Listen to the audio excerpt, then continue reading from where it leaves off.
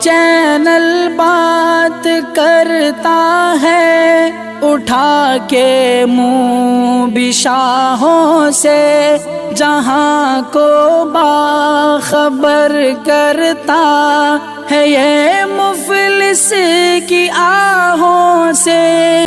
ناظرین گرامی السلام علیکم ورحمۃ اللہ وبرکاتہ۔ آج کی بات خاص بات میں آپ لوگوں کا استقبال ہے۔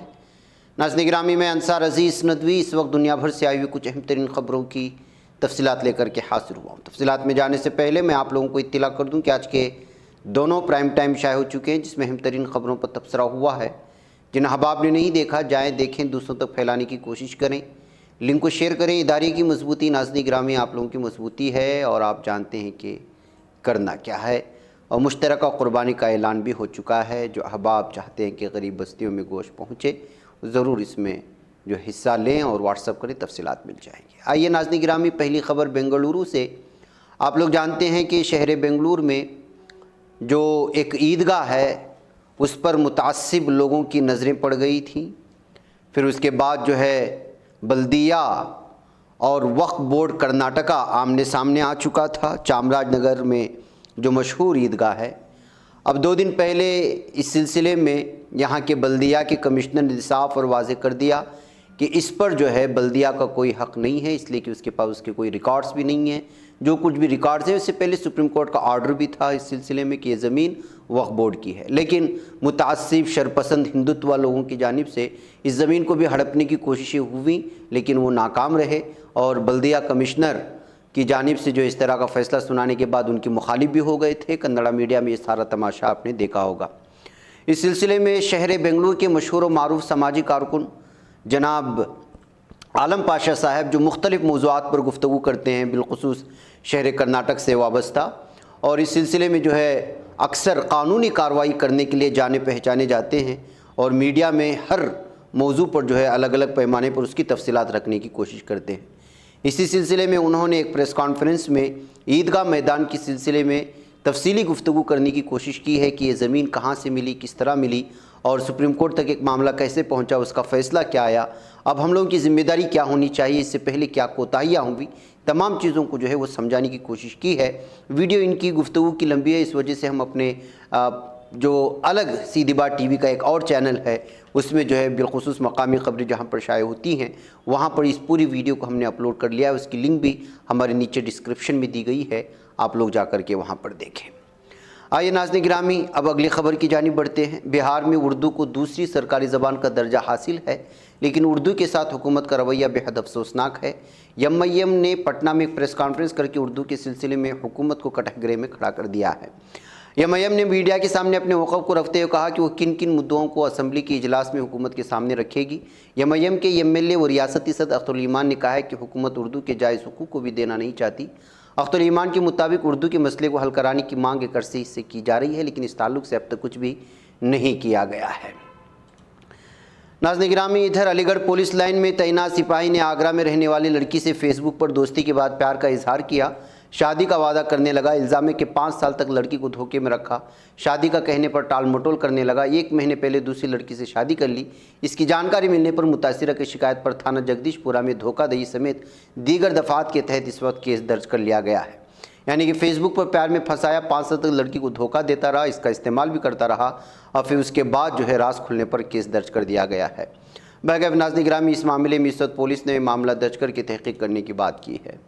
ادھر جموں کشمیر نیشنل کانفرنس کے صدر ڈاکٹر فاروق عبداللہ نے جمعہ کے روز کہا کہ NC یعنی نیشنل کانفرنس روز اول سے جمہوریت اور آئین کی بالادستی پر اعتماد رکھتی آئی ہے۔ انہوں نے کہا کہ اسی جماعت نے ناانصافی اور غلامی کے خلاف تحریک شروع کی تھی تاکہ ریاست کے تینوں خطوں کے لوگوں کو اپنی بنیادی حقوق حاصل ہو سکیں اور وہ راحت اور آرام کی زندگی بسر کر سکیں۔ ان باتوں کا اظہار موصوف نے ماگام میں پارٹی کارکنوں عہدیداروں سے خطاب کرتے ہوئے کیا۔ ڈاکٹر فاروق عبداللہ نے کہا کہ ہم اپنی ریاست کی شناخت، انفرادیت، وحدت اور صدیوں کا بھائی چارہ ہر قیمت پر قائم و دائم رکھنے کے لیے پرعزم ہیں۔ ناظرین، ادھر defence research and development organisation اور بحریہ نے ایک مختصر فاصلے تک زمین سے فضا میں مار کرنے والے ورٹیکل لانچ میزائل کا کامیاب تجربہ کر لیا ہے۔ وزیر دفاع راجناتھ سنگھ نے میزائل کی کامیاب تجربے پر DRDO اور بحریہ اور صنعتی دنیا کو مبارکباد دیتے ہوئے کہا ہے کہ اس سے فضائی خطرات سے نمٹنے کے لیے بحری جنگی جہازوں کی طاقت میں اضافہ ہوگا۔ یہ ٹیسٹ جمعہ کو اڈیشہ کی چندی پور ٹیسٹ رینج سے بحریہ کی جنگی جہاز کے ذریعے کیا گیا۔ ٹیسٹ کے دوران ہدف کو ہوا میں تیز رفتاری سے نشانہ بنایا گیا، جو کہ مکمل طور پر درست رہا ہے۔ ناظرین، مودی حکومت کے ذریعے حال ہی میں فوج میں بھرتی کے لیے لائی گئی اگنی پتھ اسکیم کے خلاف احتجاج تھمنے کا نام نہیں لے رہا۔ ملک بھر میں نوجوان سڑکوں پر نکل کر اس کے خلاف احتجاجی مظاہرہ کر رہے ہیں۔ اپوزیشن پارٹیوں کی سرکردہ لیڈران اور کئی ماہرین دفاع بھی اگنی پتھ اسکیم میں موجود خامیوں کی طرف نشاندہی کر چکے ہیں اور اس منصوبے کو واپس لینے کا مطالبہ بھی کیا گیا ہے۔ اس درمیان BJP رکن پارلیمنٹ ورن گاندھی نے اگنی پتھ اسکیم کے تحت فوج میں بھرتی ہونے والے نوجوانوں کو پنشن نہ دیے جانے پر سوال کھڑا کیا ہے۔ ناظرین، ادھر مدھیہ پردیش کے چھندواڑہ ضلع کے پانڈورنا بلاک کے 3 گاؤں میں آسمانی بجلی گرنے سے 3 افراد کی موت ہو چکی ہے اور 3 دیگر جھلس گئے۔ پہلا واقعہ پٹھرا میں پیش آیا، جہاں کھیت میں کپاس کی بوائی کر رہی 65 سالہ سمترا بارش کے سبب درخت کے نیچے کھڑی تھی، تبھی تیز آواز کے ساتھ درخت پر بجلی گر گئی اور بری طرح جھلس گئی اور موقع پر ہی موت واقع ہو گئی ہے۔ ناظرین گرامی، ادھر NDA کی طرف سے نامزد صدر جمہوریہ عہدے کی امیدوار دروپدی مرمو نے جمعہ کے روز اپنا پرچہ نامزدگی داخل کر دیا۔ اس کے بعد انہوں نے کانگریس صدر سونیا گاندھی، مغربی بنگال کی وزیر اعلیٰ ممتا بنرجی اور NCP سربراہ شرد پوار سے فون پر بات کی۔ میڈیا رپورٹس کے مطابق دروپدی مرمو نے تینوں سرکردہ لیڈران سے صدارتی انتخابات میں حمایت کی اپیل کی ہے۔ ایسی بھی خبریں آ رہی ہیں کہ ممتا بنرجی دروپدی مرمو کو نہ صرف صدارتی انتخاب کے لیے نیک خواہشات پیش کی ہیں، بلکہ یہ بھی کہا ہے کہ وہ اپنی پارٹی میں انہیں حمایت دینے سے متعلق تبادلہ خیال بھی کریں گی۔ ناظرین، ادھر واشنگٹن امریکی پارلیمنٹ کے ایوان زیری میں برسر اقتدار ڈیموکریٹک پارٹی کی رکن پارلیمنٹ الہان عمر نے ہندوستان مخالف تیور جاری رکھتے ہوئے ایک تجویز پیش کی ہے۔ اس میں وزیر خارجہ سے مذہبی آزادی کی مبینہ خلاف ورزی کے لیے ہندوستان کو خصوصی طور پر تشویش کن ملک قرار دینے کی مانگ کی گئی ہے۔ حالانکہ اس تجویز کے پاس ہونے کی کوئی امید تو نہیں ہے، لیکن الہان عمر لگاتار اسلاموفوبیا جس انداز میں بھارت میں پھیل رہا ہے اس کو یہاں کے لوگوں کے سامنے رکھنے کی کوشش کر رہی ہے۔ پارلیمنٹ کے ارکان راشدہ طالب اور جوان ورگاس کے تعاون سے اس قرارداد میں بائیڈن انتظامیہ پر زور دیا گیا ہے کہ وہ بین الاقوامی مذہبی آزادی پر امریکی کمیشن کی سفارشات پر عمل درآمد کرے، جس نے ہندوستان کو مسلسل 3 سال تک خصوصی تشویش کا حامل ملک قرار دینے کی کوشش کی ہے۔ ناظرین گرامی، ادھر عام آدمی پارٹی رکن اسمبلی سنجیو جھا نے دعویٰ کیا ہے کہ انہیں گینگسٹر نیرج بوانا کے جان سے مارنے کی دھمکی دی جا رہی ہے۔ انہوں نے کہا کہ ان سے 10 لاکھ روپے کا مطالبہ کیا گیا ہے۔ دہلی پولیس کے مطابق عام آدمی پارٹی رکن اسمبلی کی شکایت کی بنیاد پر تعزیراتی ہند کی دفعہ 387 اور IT ایکٹ 66C کے تحت FIR درج کر لی گئی ہے۔ معاملے کی سنجیدگی کو دیکھتے ہوئے اسپیشل سیل میں معاملہ درج کر لیا گیا ہے۔ ناظرین گرامی، افغانستان میں گزشتہ دنوں آئے 6.1 شدت والے زلزلے کا اثر ابھی ختم نہیں ہوا ہے۔ مہلوکین کی تعداد بڑھتی جا رہی ہے اور سنگین طور پر زخمی سینکڑوں لوگوں کا علاج ہنوز اسپتال میں جاری۔ جمعہ کے روز افغانستان کی سرکاری میڈیا نے جو تازہ اعداد و شمار جاری کیے، اس کے مطابق مہلوکین کی تعداد اب بڑھ کر 1150 ہو گئی ہے۔ اینٹ اور پتھروں سے بنے گھر زلزلے کی وجہ سے پوری طرح ملبے میں تبدیل ہو گئے اور مہلوکین کی تعداد مزید بڑھنے کا اندیشہ ہے۔ بدھ کے روز آئے شدید زلزلے نے افغانستان میں ہزاروں لوگوں کا آسرا چھین لیا۔ سرکاری میڈیا نے بتایا کہ زلزلے نے تقریباً 3000 مکانات کو تباہ کر دیا یا پھر بری طرح متاثر کیا ہے۔ مقامی ریڈ کریسنٹ اور ورلڈ فوڈ پروگرام جیسے امدادی ادارے سب سے کمزور کنبوں کو کھانا اور دیگر ایمرجنسی ضرورتوں جیسے ٹینٹ اور سونے کے لیے چٹائی وغیرہ مہیا کرا رہے ہیں۔ ناظرین، پاکستان میں مہنگائی سے عوام بہت پریشان ہے۔ نئے وزیر اعظم شہباز شریف کے سامنے اس پر قابو پانے کا چیلنج ہے۔ ملک کی بدحال معیشت کو آکسیجن دینے اور خزانہ بڑھانے کے ساتھ ساتھ بڑھتی مہنگائی کے مدنظر غریبوں کی مدد کے لیے پاکستانی وزیر اعظم نے ایک انتہائی اہم قدم اٹھانے کا فیصلہ لیا ہے۔ حکومت پاکستان نے بڑی صنعتوں پر 10% کا سپر ٹیکس لگانے کا اعلان کر دیا۔ ملک کے نام اپنے خطاب میں وزیر اعظم شہباز شریف نے اعلان کیا۔ اس فیصلے کے بعد پاکستانی اسٹاک ایکسچینج میں کھلبلی مچ گئی ہے اور شیئر بازار اوندھے منہ گر گیا ہے۔ ناظرین، ادھر ترکی کی قومی اسمبلی کے اسپیکر مصطفیٰ شنتوپ نے کہا کہ دنیا کو ترک ریاستوں کی آواز کی ضرورت ہے۔ انہوں نے ترکی زبان بولنے والے ممالک کی پارلیمانی اسمبلی کی 11ویں جنرل اسمبلی کے اجلاس سے جو کرغستان کے پارلیمنٹ کے اسپیکر تلنت میپتوف کی صدارت میں منعقد ہوا، خطاب کرتے ہوئے کہا کہ دنیا کو جنگ، اندرونی انتشار، نقل مکانی کی نقل و حرکت، دہشت گردی، موسمیاتی تبدیلی، قدرتی وسائل کی کمی اور ماحولیاتی آلودگی جیسے پیچیدہ مسائل کا سامنا ہے۔ ناظرین، اقوام متحدہ کی سیکریٹری جنرل اینٹونیو گیٹرس کے افغانستان کے لیے نمائندہ خصوصی رمیز الاکبروف نے کہا ہے کہ بین الاقوامی برادری اور طالبان کے درمیان ڈائیلاگ اور ربط نہ صرف افغانوں کے مفاد میں ہے بلکہ علاقائی بین الاقوامی سلامتی میں پیش رفت کا بھی واحد راستہ ہے۔ امریکہ کے شہر نیو یارک میں اقوام متحدہ سلامتی کونسل کے افغانستان سے متعلق نشست خطاب میں الاکبروف نے طالبان کا حوالہ دیتے ہوئے کہا کہ ہم ابھی بھی عملاً فعال حکام کے ساتھ ڈائیلاگ اور مستقل رابطہ حکمت عملی پر کاربند ہیں اور اس حکمت عملی کو افغانوں کے لیے بھی اور علاقائی و بین الاقوامی سلامتی میں پیش رفت کے لیے بھی واحد راستہ سمجھتے ہیں۔ ناظرین، ادھر منکی پاکس کے سلسلے میں عالمی صحت کے ادارے نے گزشتہ ماہ سے اب تک وقوع پذیر ہونے والے وائرس کو عالمی سطح پر ہنگامی حالت کا اعلان کرنے کی ضرورت ہونے یا نہ ہونے کے حوالے سے پہلا اجلاس منعقد کیا ہے۔ تنظیم کی جانب سے ایک تحریری بیان میں بتایا گیا ہے کہ ادارے کی ہنگامی حالات کمیٹی آنے والی دنوں میں بین الاقوامی پبلک ہیلتھ ایمرجنسی کے زمرے میں منکی پاکس کی وبا کی تشخیص کے لیے اپنی سفارشات WHO انتظامیہ کو پہنچائے گی۔ اجلاس کے بعد پریس سے بات کرتے ہوئے WHO کے ڈائریکٹر جنرل ڈاکٹر تیدروس اوہانوم گیبریس نے کہا ہے کہ افریقی ممالک سمیت 48 ممالک میں 3200 سے زیادہ کیسز کا پتہ چلا ہے۔ 2022 کے آغاز سے اب تک وسطی افریقہ میں وائرس کی وجہ سے 70 کے قریب اموات ہو چکی ہیں۔